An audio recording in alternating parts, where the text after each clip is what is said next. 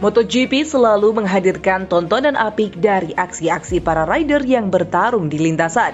Berbagai aksi overtake, saling menyalip, dan manuver ketika motor bah di tikungan tak pernah gagal untuk menjadi sebuah atraksi yang memukau bagi para penggemar balap motor di level tertinggi ini. Setiap tahun motor dari tim peserta balap mengalami perubahan setelah melalui berbagai pengembangan dan teknologi baru yang diaplikasikan pada motor untuk menunjang performa di lintasan menjadi lebih maksimal.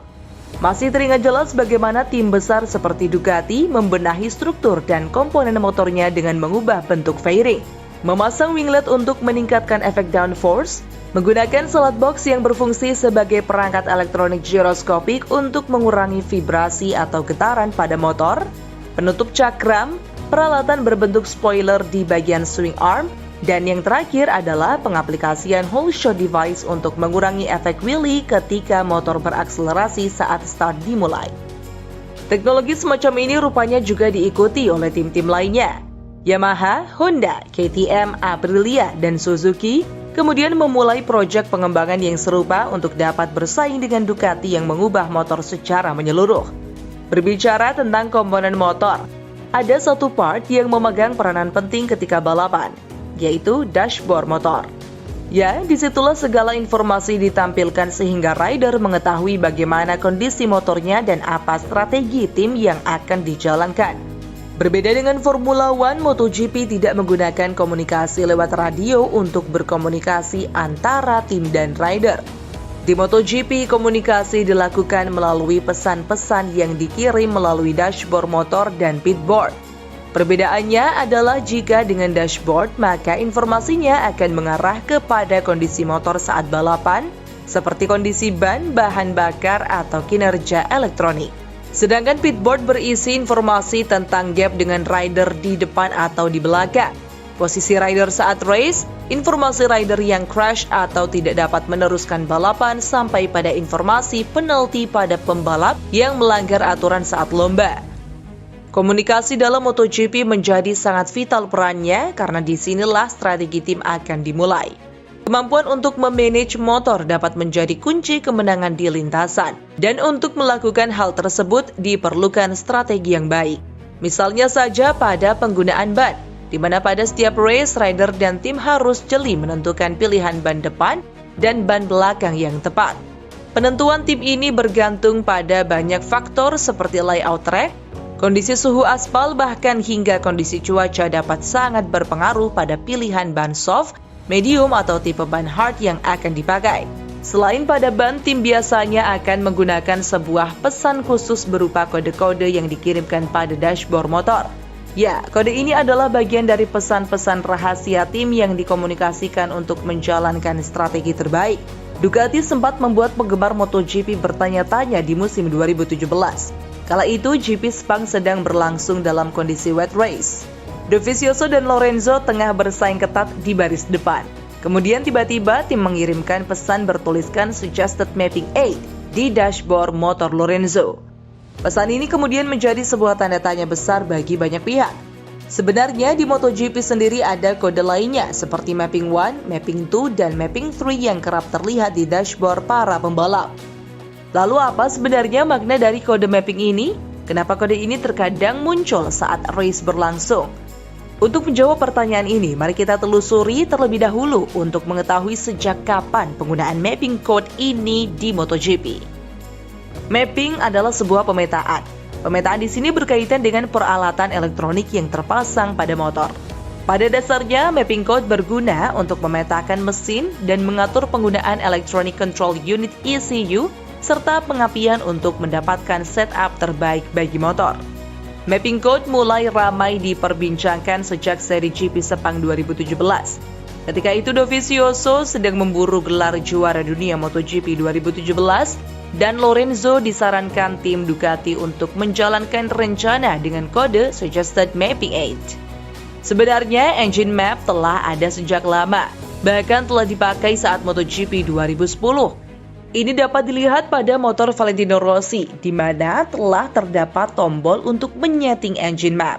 Mapping code yang dijumpai pada ajang balap MotoGP sebenarnya merupakan jenis pesan yang sama seperti yang digunakan dalam Formula One.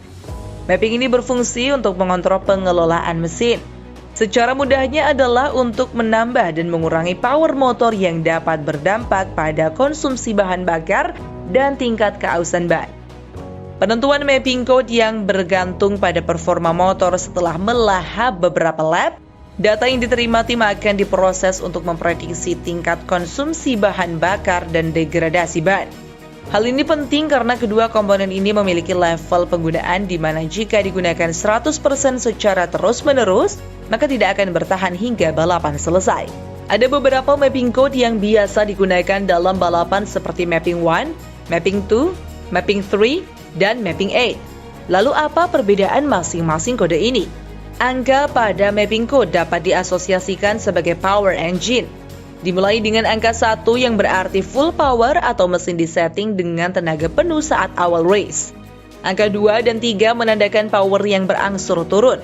Ini dapat dimaknai bahwa penggunaan power engine dengan mapping 2 akan lebih rendah daripada mapping 1. Begitupun pada mapping 3 yang menandakan pemakaian power paling rendah. Secara sederhana, perbedaan tersebut dapat dipahami berdasarkan pengaruh penggunaannya pada motor. Mapping 1 memberikan power maksimal sejak awal balapan dengan konsekuensi bahan bakar akan cepat habis. Mapping 2 memberikan power yang lebih rendah dengan pengaruh pemakaian bahan bakar yang lebih hemat.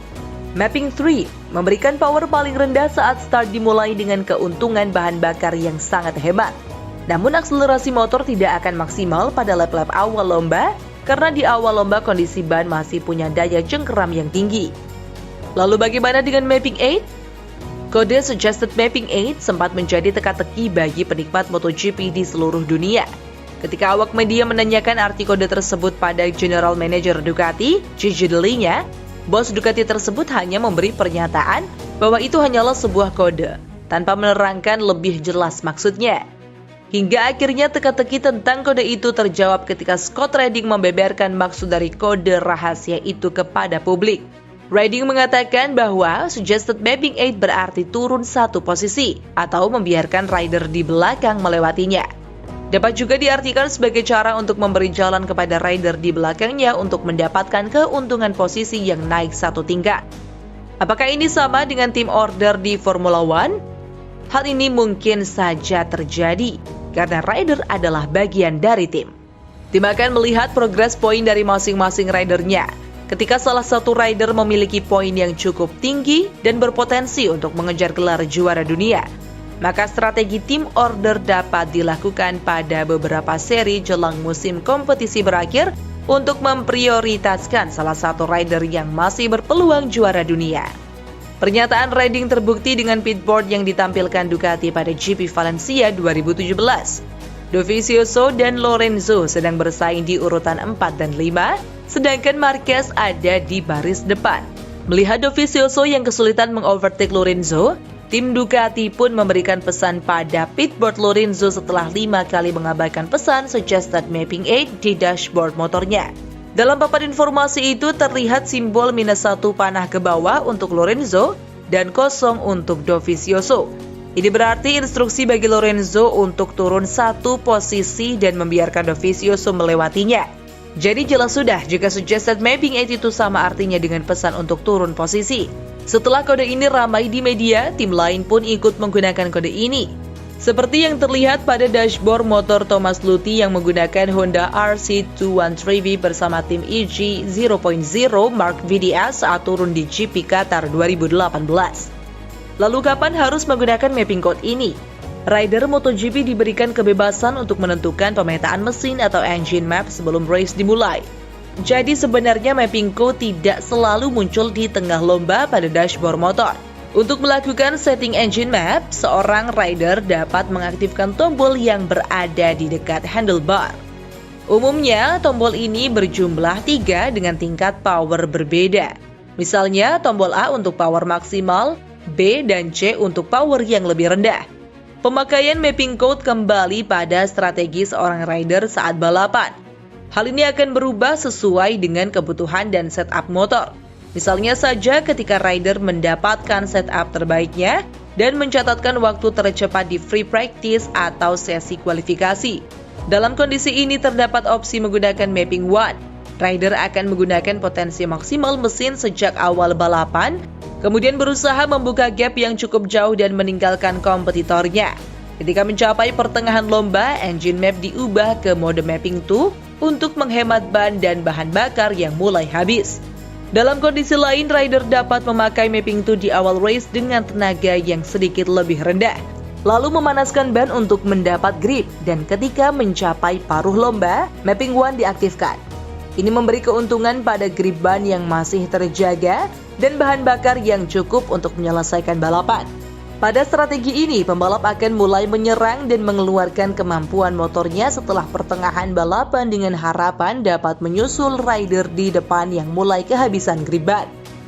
Dalam kondisi yang tak terduga seperti masalah pada cengkeraman ban sepanjang race, biasanya mapping 3 adalah opsi yang sering dipakai. Rider tidak punya pilihan lain dan akan menghindari risiko crash dengan mengaktifkan mapping 3. Pada keadaan ini, rider akan fokus untuk menyelesaikan balapan dengan kondisi motor saat itu daripada mengejar rider di depan akibat kendala pada teknis motor. Itu tadi informasi mengenai MotoGP pada kali ini. Jika kalian menyukai informasi mengenai MotoGP, jangan lupa untuk like, komen, dan subscribe video ini. See ya!